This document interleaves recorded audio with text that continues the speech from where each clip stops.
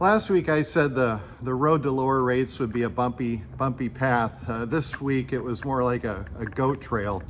Hey, it's Eric Osses here with ericismybanker.com and CMG Home Loans with my weekly update on mortgage rates for the week ending April 11, 2024.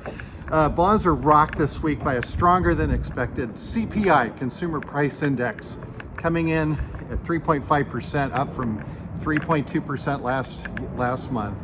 The core reading came in at 3.8%, which was unchanged. The main culprits were shelter, which accounts for 45.4% of the core reading, and motor vehicle insurance, which was up 22% year over year. A big part of the shelter component is owner's equivalent rent, which is 33.5% of the core index reading. And guess how they get the owner's equivalent rent? They ask this question: if you were to rent your home today, how much do you think it would rent if it were unfurnished and without utilities being paid? That's hardly a scientific analysis of the cost of housing. For the week, mortgage rates are higher. Here are the national averages. Conventional 30-year fixed rate, 7.3%, that's up 0.29 from a week ago. 15-year fixed rates, 6.75%, that's up 0.3. 30-year fixed rate FHA and VA, 6.7%, that's up 0.25. And 30-year fixed rate jumbo, those are at 7.51, up 0.19%.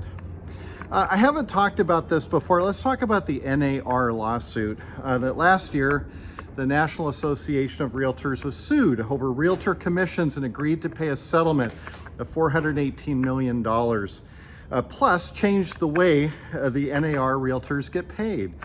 This could significantly affect the commissions that a seller will pay because the NAR said that they will no longer require listing agents representing sellers to offer a commission to agents representing the buyers. This practice is called a cooperative brokerage. It's been a standard in Washington state for as long as I can remember.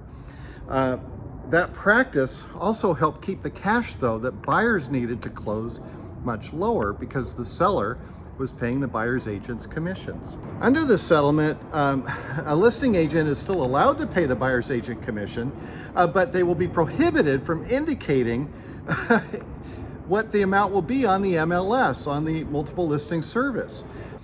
This change will reduce transparency, in my opinion, and it's going to lead to significant confusion amongst agents, buyers, and sellers alike. But don't worry, solutions should materialize over the next few weeks as we come up on the July implementation of this policy.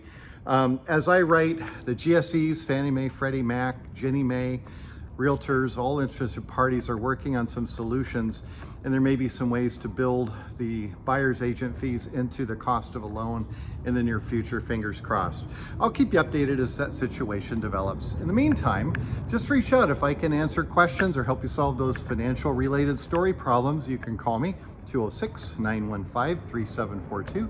You can email me, eric@ericismybanker.com, or look for me on social media. Just look for Eric is my banker and you'll find me. In the meantime, I hope you have a great weekend, and I'll talk to you next week.